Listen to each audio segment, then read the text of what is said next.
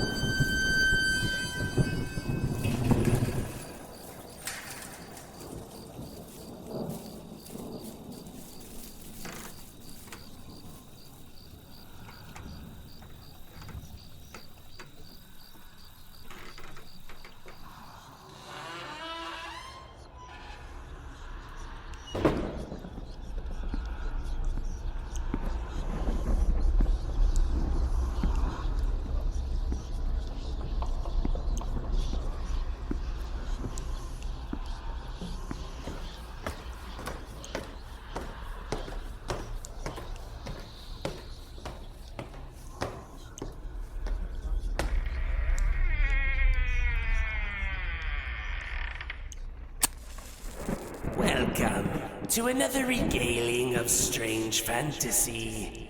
Obscure oddities meant to shock the nervous system and stir the very core of your soul. Tonight's tale is that of the timeless pursuit of meaning and purpose. What you do is justified not only by yourself, but by witnessing true and beautiful change within the greater good. In this installment entitled The Garden Butcheress.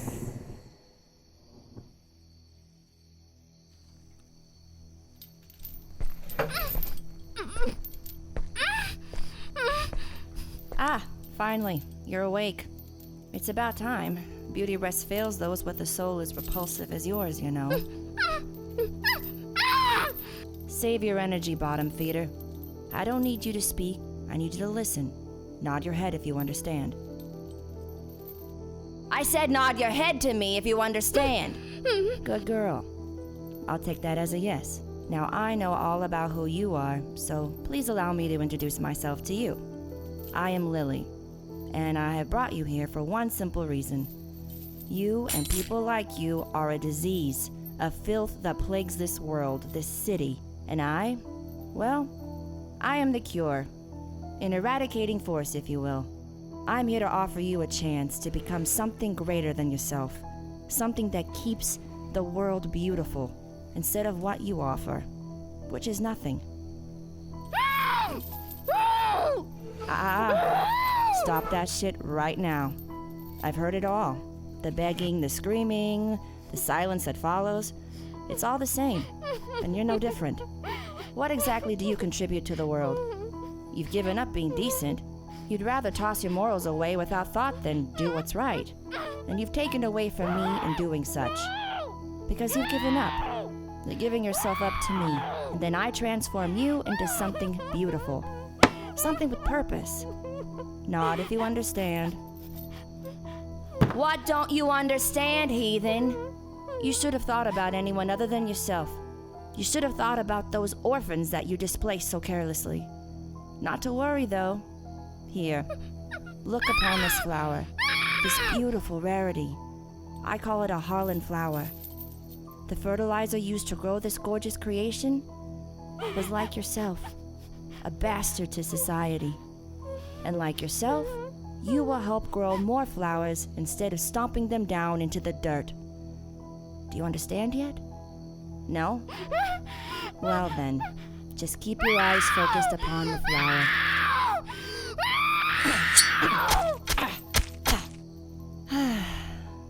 There. And maybe now you understand. Very good, Lily. An exceptional job well done. Thank you, Harlan. Now begin stripping her flesh and grinding her meat before it spoils. I know, Harlan. I don't need you to remind me. I've been doing this for nearly 4 years now. I hold no doubt that my work has been carried on without fail. However, overconfidence can lead to a mistake, which will lead to the end of our work. My work, Harlan. You're dead and gone, and I'd prefer it to stay that way. You're in control, my little flower. I'm not trying to take that away from you. But care must be taken with who you select. This piece of filth lying upon the slab is of a higher profile than what we're accustomed. She deserved it. Engaging a higher risk such as the deputy mayor will lead to our demise, preventing the continuation of our work. Again, she deserved it. She was the right hand of the mayor. Under his direction, she executed the destruction of the orphanage where I grew up. They'll all pay for what they've done. Beware what lies beneath the stones you overturn, Lily. Come whatever may, Harlan. May a fox wage this war, and I will have my revenge.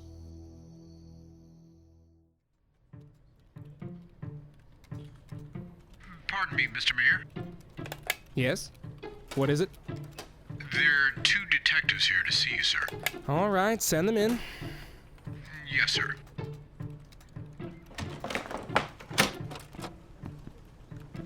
Good afternoon, Mayor Fox. I'm Detective Norma Miller. This is my partner, Officer Barney Johansson. Ahem. I don't mean to correct you, ma'am, but it's Detective Johansson now. Ah, that's right. Sorry about that. Congratulations again, Detective. Thank you. Hey, pleasure to meet you both. Tell me, how can I be of assistance? We're here investigating a string of disappearances. Are you aware that there have been over 35 accounted for disappearances in your region alone? No, I wasn't aware of this epidemic. However, the only numbers I'm worried about are voter numbers at the polls. As I'm sure you're well aware, I'm up for re-election this month. Wouldn't these people who've gone missing be potential voters, Mayor? Oh, fair enough. And, yes, of course, I share a concern for these missing people. However, wouldn't this concern be your job? And that's exactly why we're here. And what does this have to do with me? The 35th person to have gone missing is reportedly your deputy mayor, sir. You're aware that Valerie Denning was reported missing by her family over 72 hours ago? Well, as I'm sure you can understand, I often handle tasks that keep me quite busy.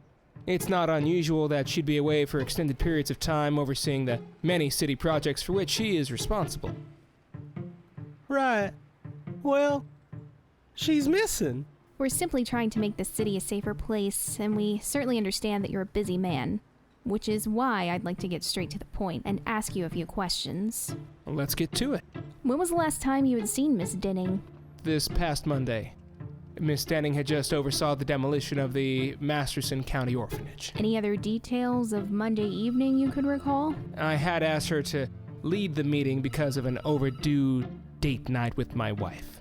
The missus has been harping on me for weeks to spend more time with her. Denning was always one for the spotlight and more than happy to fill in my stead. Was, sir? Is, rather. As you were. Mayor, please continue. Well, there's nothing to continue. That's it. That's all I know. Fair enough. So we think the demolition of the Masterson County Orphanage could be a possible motive for a potential abduction. That is quite possible. My office had to assign extra security detail due to multiple threats made by local activists. However, the budget wasn't allotted 24-hour surveillance, so I'd say your theory may be substantial. Miss Denning's last known location was concluded to be at the town hall, which was where her vehicle was parked. She was at the town hall? Yes, sir. Her vehicle was inspected and found to be unlocked. Correct. As well as this Save the Orphanage pamphlet. It was discovered accompanied with this unusual flower stapled to the back. Very strange to say the least, detectives. How would you describe the nature of yours and Miss Denning's relationship? Rumors have been circulating about a possible affair. Perhaps this could be the reason for your wife's feelings of neglect as of late. Care to elaborate on this theory? I thank you both for your time and due diligence, but I won't feed into such slanderous rumors. Very well. If there's anything else you can think of to help guide our investigation, please give us a call. Here's my card. And here's my card. Just got 'em made. Right, well, thank you again.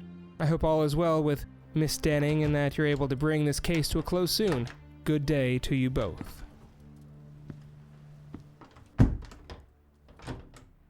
Well, Norma, what you thinking? Certainly a person of interest, wouldn't you agree? Moving to the top of the list. Numero uno. Wanna grab a coffee? Beautiful, yet tragic, isn't it? How do you mean, Harlan? The colors of the flowers shine no silence amongst the wind. The whispers of the dead will only grow louder the farther you go. They're calling to you, beckoning your atonement to join them. Can't you hear it, Lily? I don't hear anything but the wind, Harlan. Do not lie to me, you little girl. If I can hear them, you can hear them. Even when I lived, I could hear them. It's the guilt, Lily. I could do anything without consequence. I understand the greater good. Oh, that's precious. Or is it just the guilt making you feel this way? I don't feel guilty. Why? Why would I? How much longer can you possibly do this for? How much time do you have left before you get caught? Do you even really care anymore? I do care, Harlan. That's the difference between you and me. It's you that never cared. We're two completely different people with two different motives. You took those who didn't think contributed. I take those who infest and corrupt the rest of society. And if I want to stop this, then I will. But until I decide that the world is cleansed. Look at all that I've accomplished without you. These fields of flowers have never looked so beautiful or smelled so sweet, because they are fed from the flesh of the unjust. You chose me, an orphan aged out of the system, for you thought to be a bum. I was released to the streets on my 18th birthday, and only 4 days later did I meet you. You were sloppy, Harlan. And look where I got you, buried amongst your late Lucy's flowers. You are right. I was sloppy. By allowing you to live, I had higher hopes for you. The sun is nearly set. Time to get to work.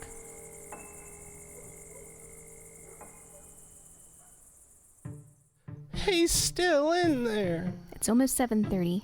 He'll be leaving soon, I'm sure of it. Oh, come on. Who we kidding? This stakeout is about as entertaining as a flat basketball. Let's go grab some dinner. When have you ever been on a stakeout that was entertaining? Well, when you said we were going on a stakeout earlier, I thought you meant we were going out for steak. 'Cause, man, I sure am hungry as hell. I hate you sometimes, Barney. Oh, come on now, Norma. I'm just joshing you. But seriously, though, I'm really hungry. Do you have any more crackers and cheese? You holding out on me, Norma? No, you ate all of it 10 minutes ago, but you already knew that, didn't you, asshole? Maybe. I was just hoping you had another sleeve of crackers up your sleeve. I have a large child for a partner. I'm young at heart, but old of soul. Fine, let's go grab a bite to eat. Really?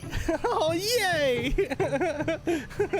But, we have to get an early start tomorrow. We're going to take a new approach and interview the headmistress of the orphanage.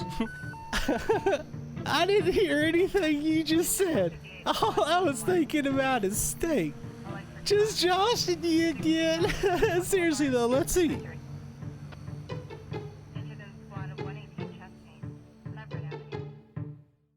I know, darling, but it's looking like another late night for me. Don't wait up.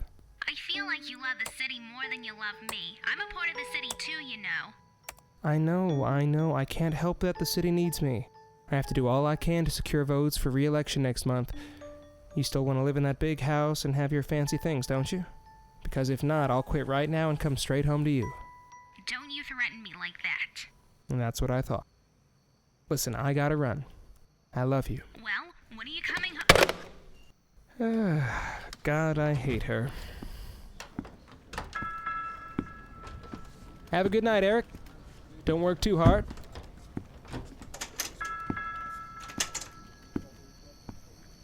Excuse me, Mayor Fox? Yes? How can I help you, beautiful? You could come with me, please. Oh, yeah? Sorry, sweetheart. See the ring? Already taken. Don't worry, I won't tell. I do try hard to please my constituents. Mayor, could you help me with something? It's been a long time since I had a man around. Sure thing. What do you need? Just you, to repent for all your wrongdoings. I'm sorry.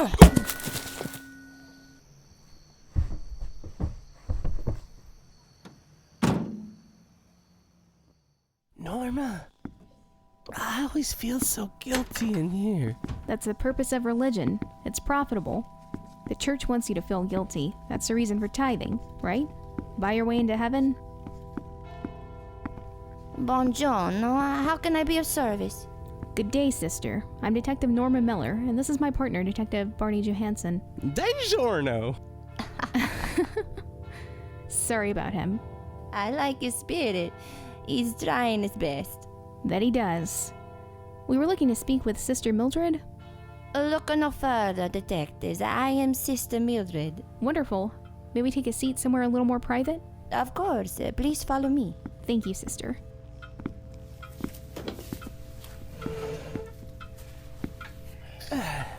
So, Sister Mildred, we'd like to speak with you about some recent disappearances. Disappearances?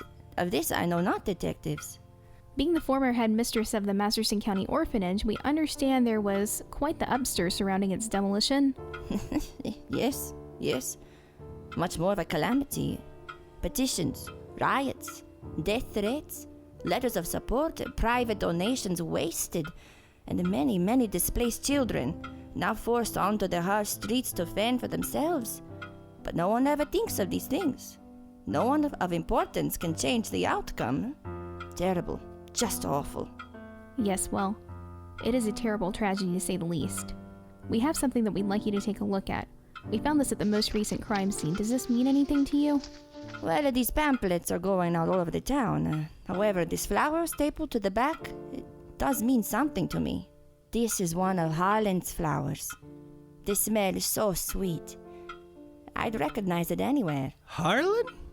Yes, Harlan Kane. And where can we find this Harlan Kane? That's quite difficult to say. He hasn't come around in nearly 4 years now. Such a nice man he was.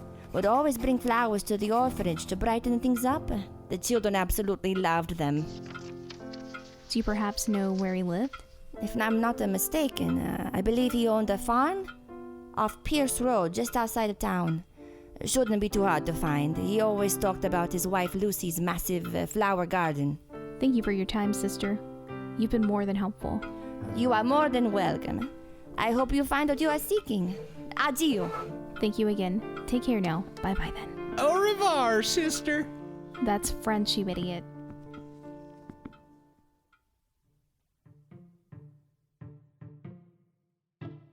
So what do you think about this Harlan Kane fella? Well, it's our only lead besides the mayor. Yeah, suppose you're right. Ain't finding anything on Harlan Kane in a database. Figures, let's just follow what the nun had to say and go check out Pierce Road. These are pretty unique flowers. Shouldn't be too hard to find a field full of these suckers. Yes, ma'am.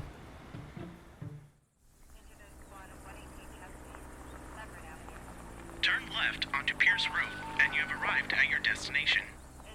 Alright, keep a lookout for, well, I guess a giant field of flowers. I'll look left and you look right. You got it. Are we just wasting our time with this? What are the chances of us finding... Found it. Well, Sister Mildred was right. I've never seen so many flowers before. Wowee! They're so beautiful. There must be acres of them stretched out as far as the eye could see. There's a white van out front. Looks like someone's home. Let's go give a knock, but stay on guard. Yes, ma'am.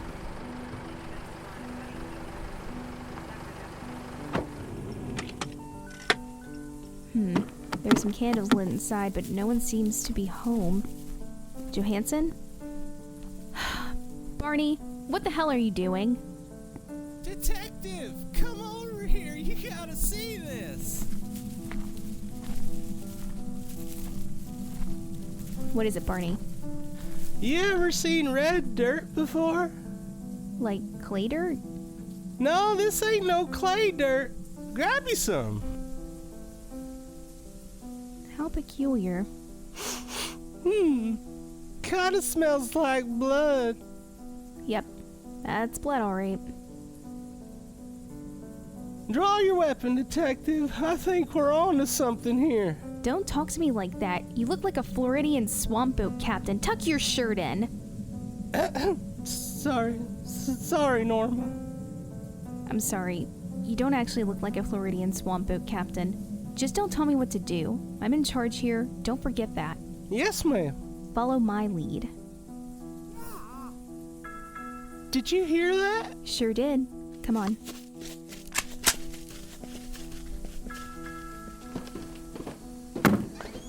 Armed police, show yourself! Go check the kitchen and I'll go... What? Why are you looking at me like that? What did I tell you? Oh, sorry, ma'am. Should I go check the kitchen then? No, I'll go. Where does this door lead? Johansson, get in here now. Ready, ma'am. Now, I'm gonna remove your gag, but so help me, if you try anything, I'm gonna kill you. Slowly. Nod if you understand. You're psychotic. There will be people looking for me. You will never get away with this, bitch. Never! Oh, Mayor. That's a risk I'm willing to take for the greater good. Though I highly doubt that anyone will be able to find you after I'm done with you. What exactly are you planning to do? Tell me. Shh, stay calm.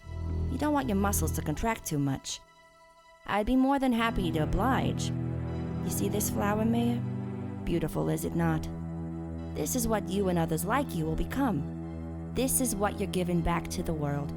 You're insane. Let me go right now. How can you fear that? You get to become a part of something better. So much better than what you already were, which is shit. You get to help spread beauty all across the city, and soon enough, the world. I've done nothing to deserve this. Please, let me go. I won't say anything to anyone. Please, I'm begging you, just let me go. You've done everything to deserve being on my slab, under the stress of my judgment. You've lived your life ruining lives, disappointing others and abusing the power you were so falsely given. Surely you had to have known this day would come, where you'd have to answer for your crimes? What are you gonna do with me? Once your flesh is stripped and the bones removed, the meat is processed through the grinder, then mixed into the soil in eighths to be spread throughout the fields. Oh God, no, please. You don't have to do this. Please, forgive me. I'm sorry. It must be done, Mayor Fox. Goodbye, you selfish bastard. Armed police, drop the knife and step away from the mayor! Do like she said and drop your weapon now! Oh, thank goodness. I told you someone would come for me. That doesn't mean you're saved yet. Help me! Shoot her! Last warning, drop the knife and step away from the mayor! Good evening, officers. Seeing how this very well may be the end for me, please allow me to speak candidly a moment. You see, the word grim doesn't mean the same thing to me as it once did, but at the same time it does. Whenever I get to feeling this way, I always recall a story I was once told about how this woman struggled to plant flowers on this bad patch of soil. For years, she just kept going back and trying again after they had died, And each time she would replant, she would cry. And time after time, she would do this until one day she found that the flowers had taken root and were blooming. What do you think that means? If you ask me, I think it means things can change, and life? Well, life is full of surprises.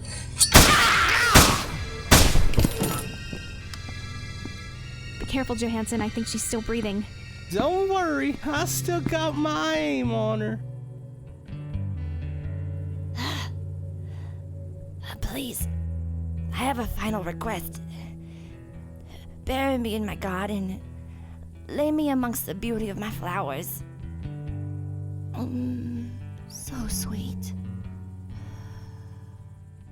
Please help me, you idiots! I've been stabbed! Calm down, Mayor. It's barely a scratch. You're gonna be fine. Untie me, goddammit! Go untie him. Yes, ma'am. Come on, Mayor. You're gonna be okay. We'll get an ambulance right away for that little scratch.